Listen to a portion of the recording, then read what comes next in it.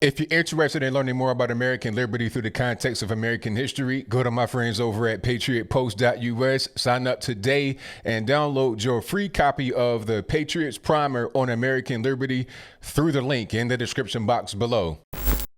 I make sure I don't touch my face and so on. So I'm taking all the precautions we're told everybody else to take. Those who have already.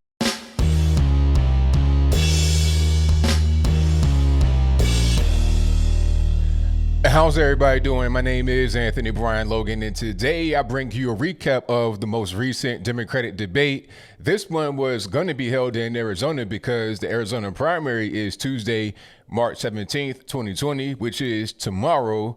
But because of the coronavirus, Wuhan virus, whatever you want to call it, they moved it from Arizona to DC and they removed the audience. They also put like a gulf in between the two guys that were on stage, Joe Biden and Bernie Sanders, because of the social distancing thing. You know, it was a 6-foot gap in between them. Tulsi Gabbard was not there despite her crying about being excluded from the debate. It was no reason for her to be there because she has no real path forward. I'm not sure what her plan is, but I digress. Let's get into this debate. First of all, the elephant in the room for me, at least, is that this debate was one of the most boring debates that I've seen in quite a long time, if not the most boring debate. It was terrible.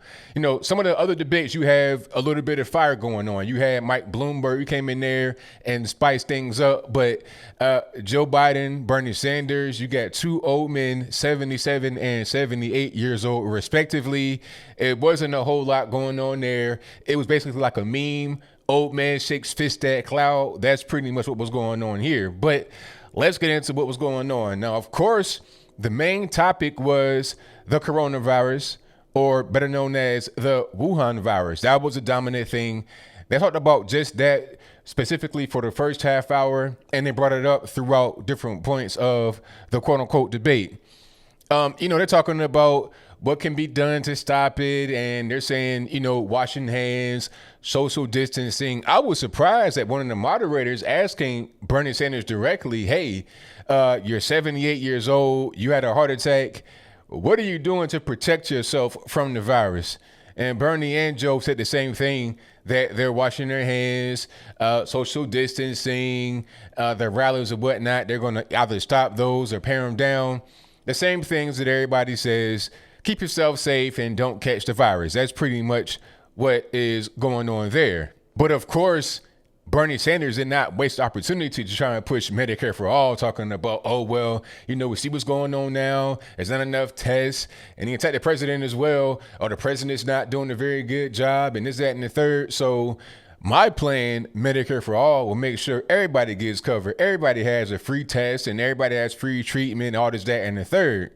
Now, Joe Biden made a very good point when he told Bernie that Italy's not doing very well and they apparently have quote unquote universal health care or Medicare for all, whatever you want to call it. So it's not working too well for them. But at the same time, he kind of killed his own point when he echoed Bernie Sanders' comments about wanting these things to be free, like treatment and tests and whatnot. So although he did make a good point, he kind of killed his own point in the same breath. It was kind of weird. One thing that I saw here during the debate was both of these guys' ages. Okay, it's pretty evident. Bernie Sanders was more cogent. He was more sound. And what he was saying, he was making a little bit more sense. Not as far as the policies. Policies don't make any sense, but his actual words that were coming out of his mouth made sense. They were not just, gibberish. Although he did refer to the Wuhan virus, coronavirus, the China flu, whatever you want to call it, as Ebola. The Ebola crisis, in my view, exposes the dysfunctionality of our healthcare system. I'm not really sure where he got Ebola from. I mean, that was kind of weird. And he said it like in a matter of fact kind of way. It wasn't like he was struggling to say it. He just said it like he was talking normally and it wasn't anything wrong. Like he legitimately thought that this was the Ebola virus disease or whatever that is, rather than the Wuhan virus or coronavirus. It was pretty weird.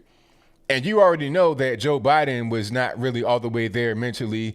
He's a few trees short of a forest, a few fries short of a Happy Meal. You already know what's going on with this guy. He called the coronavirus H1N1 AR-15. I'm not really sure what he said here. We've been through this before with the coronavirus. We've been through this before. We've been through this before with dealing with the viruses that the N1H15, as well as what happened in Africa. But he was all over the place, not really knowing what's going on. See, the difference between Bernie and Joe that I saw in this debate is that Joe seemed just very confused. Squinting his eyes, not really knowing what's going on. Bernie, although very old, who has ideas that don't work and who also made his own mistakes, seemed to be a little bit more present and aware of what's going on, a little bit more cognizant of the fact that he's actually at a debate. And to drive that point home a little bit further, Joe Biden was like, look, I don't really want to go back and forth about our political issues. It's like, well, sir, do you know where you are? You're at a debate, sir. That's what you do, is go back and forth about your political issues. That is the entire point of a debate. If that were not the point, then it wouldn't be called a debate. You're talking about a town hall or a discussion or something like that. And speaking of conversations, not wanting to debate this, that, and the third, Jake Tapper, one of the quote unquote moderators who was there last night, was saying that he hopes that it's more of a discussion than a debate. I'm not really sure why. Maybe it's because of the coronavirus. We got to just put politics to the side. But again, that defeats the whole purpose. This is a debate. We need to discuss our issues we have for one another and tell the American people why they should vote for us. A funny part of the debate is when immigration was brought up, and then Joe Biden almost slipped and said illegal alien rather than undocumented immigrant.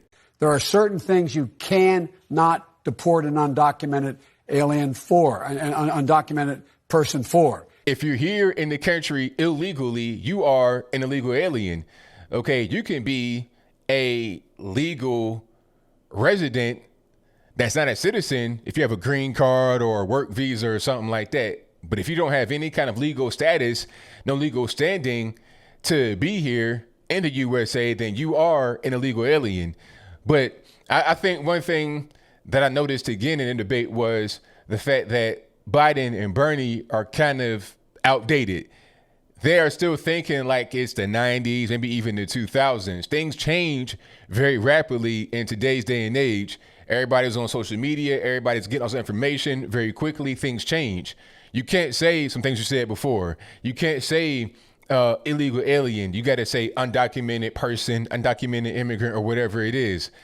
Bernie had a moment like that too. He was talking about immigrants built this country. He said, son of an immigrant, immigrants built this country. And then he realized, no, I got to say slaves too, because I can't say that it's us that came over after slavery to build the country. I got to say it was the slaves too.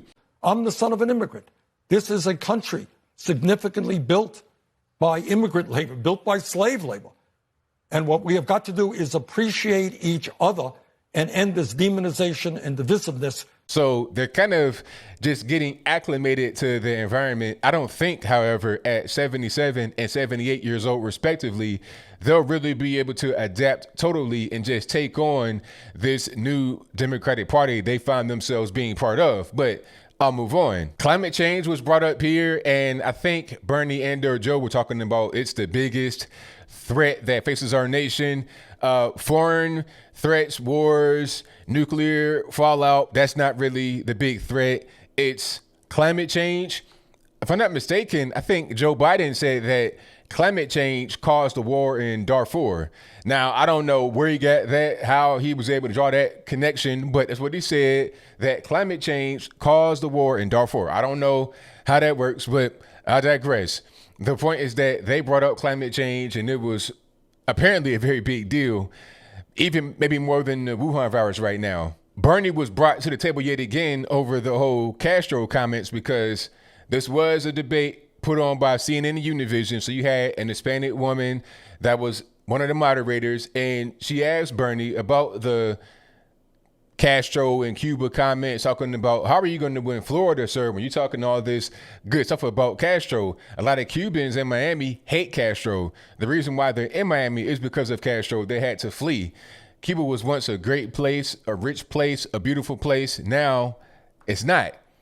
And it's because of Castro and the socialist regime and the policies that were on the books. And of course, he went back to the old thing of, well, just because you had a dictatorship and the person was bad, doesn't mean he didn't do anything good. But I don't think he would say anything good about post-World War II Germany, which most certainly did a turnaround considering the condition they were in where Hitler came in power. But that's a different story. And I digress. The whole point is that I think he'll talk about Cuba and other countries because of the communism, because of the socialism, and hang his hat on that. And not even think about the damage that it did to many people because it doesn't really affect him directly. So that's pretty much the main moments from the debate. If you didn't watch the debate, you didn't miss out on much. You know, at a certain point during the debate, I threw in the towel. I gave up. I say right around 9:30 Eastern. I was like, I'm done. I had a half hour to go, but I couldn't stand it anymore. You're talking about dry. I mean, I'm not sure which drier. Death Valley in California, Popeye's biscuit with no drink. I'm not really sure how to really say it any clearer than that. But this was a very dry debate. There was no fire. There was no real flair. There were a couple of angry old man moments, but that was not enough to really make the debate be any more exciting or entertaining. You didn't learn anything new from these guys. You've pretty much heard it all. So at this particular point, I'm looking for some entertainment. I'm looking for a little bit of excitement. I know I won't hear anything new. You know, I've not seen anything that would put one of these guys above the other. If you were to ask me who won, I would say Trump, obviously, because none of these guys, Bernie or Joe or Toast or anybody else that wants to become the president can become the president. And I got to add one last thing here before we wrap on up. Joe Biden said that he would pick a woman to be his VP pick. Now, I immediately thought Pocahontas. That'd be a great selection. She did very well in 2020. You know, considering how the others did, she did well as far as those that could not get to the top two, basically. But people were telling me, hey, the obvious pick here would be Hillary Clinton. So could that be the plan to get Hillary Clinton in power? Michelle Obama, I doubt it, but Hillary Clinton could be somebody he puts in there. Tulsi Gabbard, maybe. I'm not really sure. Either way it goes, this was not a really good debate. The only thing that I learned new was that Joe Biden would pick a woman to be his VP pick. But I think I'll leave that right there for now. And what say you? Did you enjoy this debate? If you enjoyed the debate, please let me know why you did in the comments below. If you did not enjoy it, let me know why in the comments below. Like I said, it was dry. Not much really revealed here except for the Joe Biden VP pick will be a woman. Extreme pandering. Didn't even say a name. Just said any woman, just some woman. I don't care. Not, you know, the best person to be the VP, just a woman. That's pretty much all that is needed. Did I miss anything in my breakdown? Who do you think will be the nominee? Do you think that Joe Biden helped his chances? Did he hurt his chances? Or is pretty much everybody's mind made up already? There's not going to be any changes. They could have come out there and laid the goose egg. It doesn't matter. If you're going to vote for Joe Biden or Bernie Sanders, you're going to do that exact same thing coming up here on Tuesday and all the other primary elections from here on out. Whatever your comments are, please let me know in the comments below. And that's all I got to say for this video. If you like what you heard, please comment, rate, share, and subscribe. Peace.